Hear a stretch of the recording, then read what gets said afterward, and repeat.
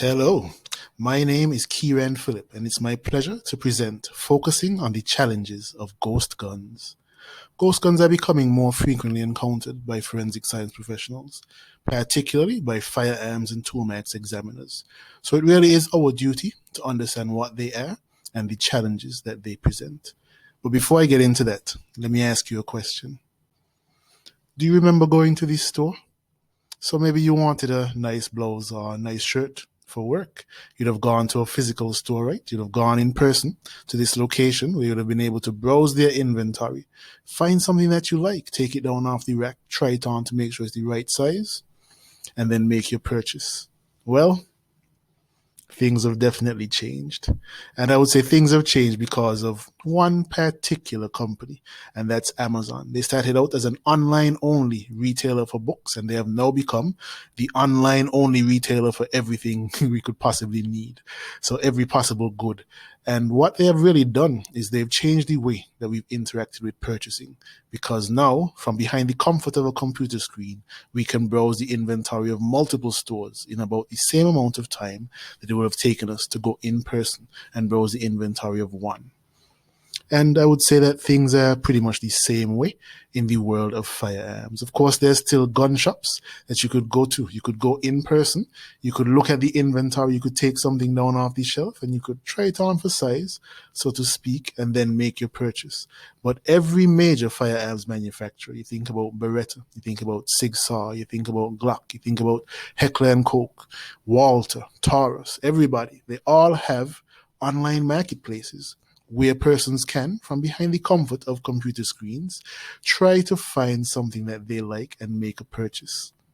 But firearms are definitely different than clothing, right?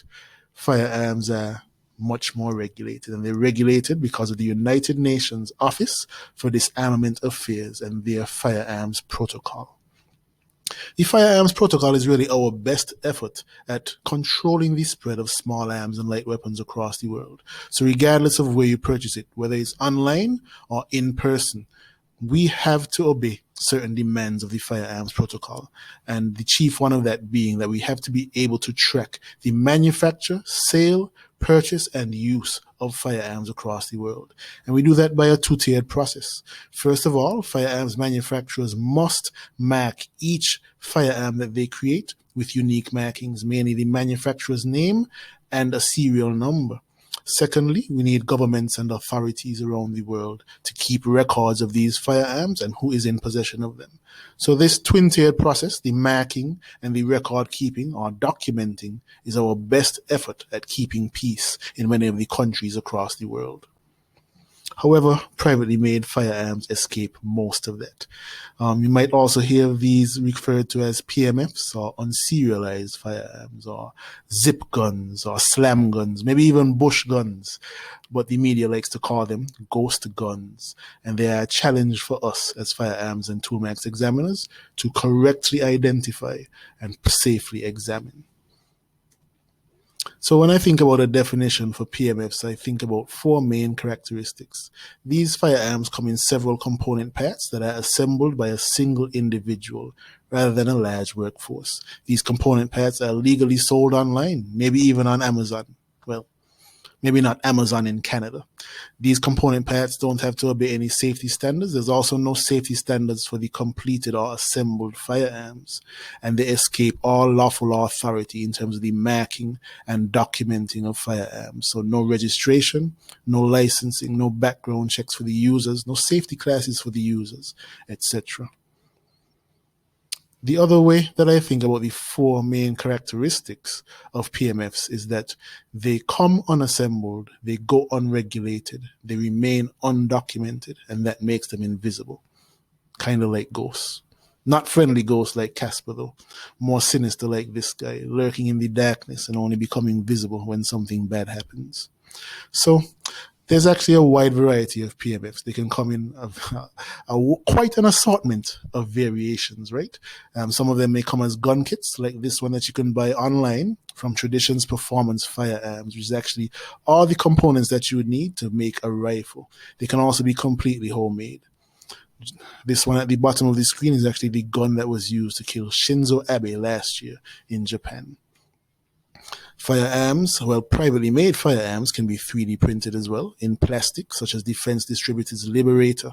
And the blueprints for the Liberator were actually released open source online in 2013, and at least 100,000 people across the world downloaded those plans. What's really popular in the US right now is what's at the bottom of this screen, the 80% receiver. The Bureau of Alcohol, Tobacco, Firearms, and Explosives has said that once a receiver is manufactured past 80%, it must be treated as a firearm and marked as such. So what companies are doing? Well, some companies, they're creating 80% receivers, and then they're offering them for sale online so that persons can purchase them and finish them off at home using tools that are readily available.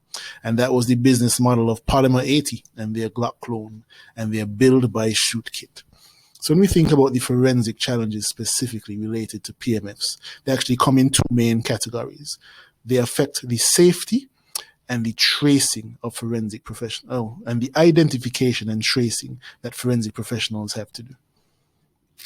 Specifically about the safety, these firearms can be made with materials that firearms should not be made from. They can also be made using tools that are not fit for purpose. They may not be finished to a high degree of quality, so they may have missing pins and jagged edges, and these firearms will be limited in the number of times that they can safely be fired. They could also be inaccurate, and because they're not finished in a quality managed environment, they may actually harm the user. The forensic challenges related to the identification and tracing of these firearms start off with the fact that some of these PMFs can actually be clones of legally made firearms. They could look exactly like something that has been legally made, but they could also be completely unique and something that you absolutely do not recognize and maybe don't even know what to do with. Also, they escape the legal oversight of marking and documenting. So no serial numbers, no caliber, no make and model. So how do these firearms show up in our casework? Well, when we look at illegally manufactured firearms such as this one, we know that we are looking at Maple Ridge Armory's Renegade semi-automatic rifle. And we know that because there are manufacturer markings engraved into the lower receiver of the firearm. So you see the name of the manufacturer, the model, the serial number, the caliber, and the country of manufacture. So we could be reasonably certain that we'll be able to correctly identify this firearm and also track the manufacture, sale, purchase, and use of it. When we look at the workmanship on this lower receiver, we can see that all the pins are in place. It's pretty smooth. There's no jagged edges. So you may be comfortable test firing this by hand. In contrast, when you look at this finished 80% receiver for AR type rifle, what you see, or what really stands out, is that there are no manufacturer markings. No caliber, no serial number, no country of manufacture. Nothing that really helps you identify where this would have came from or who made it. If you look over here on the right-hand side, you'll see that there's actually a pin missing.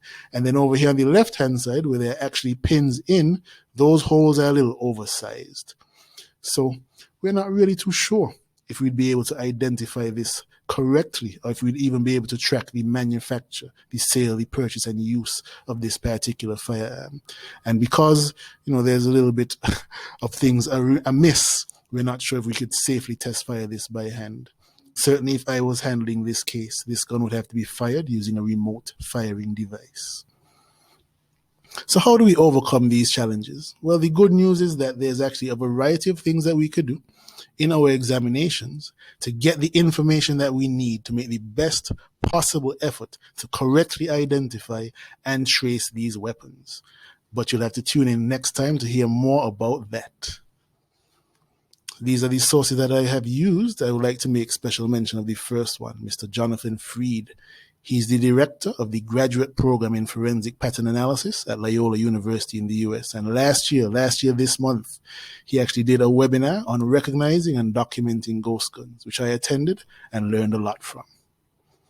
So thanks a lot for listening to my presentation. Once again, my name is Kieran Phillip. I'm a forensic scientist and science communicator living in the best city in Canada, the city of Toronto. And I hope that you enjoyed my presentation.